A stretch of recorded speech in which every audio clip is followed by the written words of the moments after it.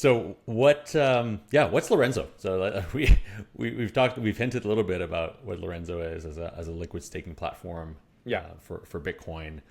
What does that mean? I think people in people's minds, liquid staking for POS chains, it's like a concept that makes Yeah. sense that they can understand. Yeah. But in terms of Bitcoin, it just feels like such a departure from liquid staking and POS. So how does that all work, and how does Lorenzo make it happen?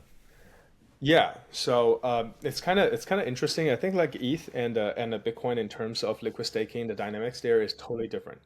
It is totally different. So if you look at ETH, so ETH is a liquid assets already. Basically, you can ETH for everything on the Ethereum chain, and for like having ETH staking like on a financial way, it's just to providing you to incentivize you to lock up ETH so that it just like don't keeps like it keeps like inflating and it just don't keep like ETH for losing its value, right? So in a way, so like staking ETH is actually a way for you to lock up liquidity, right? And also like liquid staking is just another thing to like release that locked up liquidity to do some like downstream stuff. It's like a yield bearing, it's like a ETH yield bearing asset investment that you can hold, right? This is one thing. But for Bitcoin like staking and also Bitcoin liquid staking, it's kind of very different situation. Is that a lot of the Bitcoins are like they're already idle. They're not liquid at all. It's unlike ETH. It has been like liquid in the since the beginning. It was created, and then you want them to be in a lockup state, right? So to like to reduce kind of inflation, the impact of inflation, or to balance inflation and things like that. But for Bitcoin, there's no such an inflation situation, and a lot of the Bitcoin are like has been idle like for decade. So it's not really to lock up the liquidity, but it's more like you are already in an idle state, you are already illiquid. Why don't you like incentivize? I should be incentivize you into doing something great, right? And what is like liquid staking in this context is that for all these put into like staking BTCs, we're gonna issue like liquid staking tokens, which are smart contract based assets on all of these different chains, and to really like to mobilize liquidities from idle being active and being liquid and being used in all of the ecosystem. So in the let's just like to summarize that. So for ETH, it's more like to lock up liquidities to balance inflation. But while in the Bitcoin space, it's actually to mobilize idle Bitcoins and to encourage them to be put into good use and into a more liquid state. So the situation is totally different. Yeah, no, absolutely, that makes sense. I mean, like the equivalent, I guess, if you were to think in a semantic terms, the real equivalent between liquid staked ETH, say, and like the equivalent in Bitcoin would be to have some sort of a liquid token that represents mining shares. Let's say, like the shares in a miner that are generating yield, like you would have a token that represents these shares. But here, Bitcoin is not being used, like the liquid Bitcoin on the on the Bitcoin network is not being used to secure the network, and so it's not locked, and so you don't have this the same problem as you do in proof of stake chains, where you can choose to stake your assets to combat inflation and generate staking yield, or you can choose to utilize your assets in DeFi.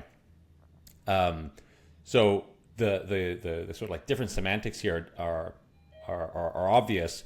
Why are we calling it then liquid stake Bitcoin if the Bitcoin is not being staked? Is that an appropriate term to describe this thing that's at the base layer very different than on POS chains? Yeah. So I think that here the thing is that comparing to like different like previous situation is that so previously so there's not enough like incentivizations for you to use wrapped Bitcoin even.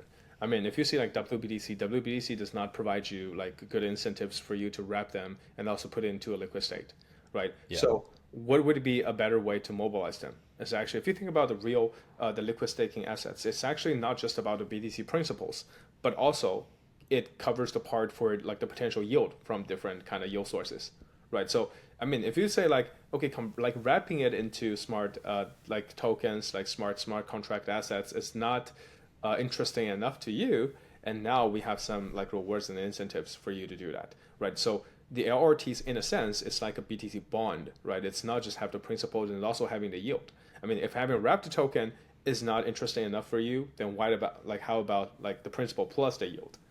So this should be like a more interesting thing to mobilize liquidities into it.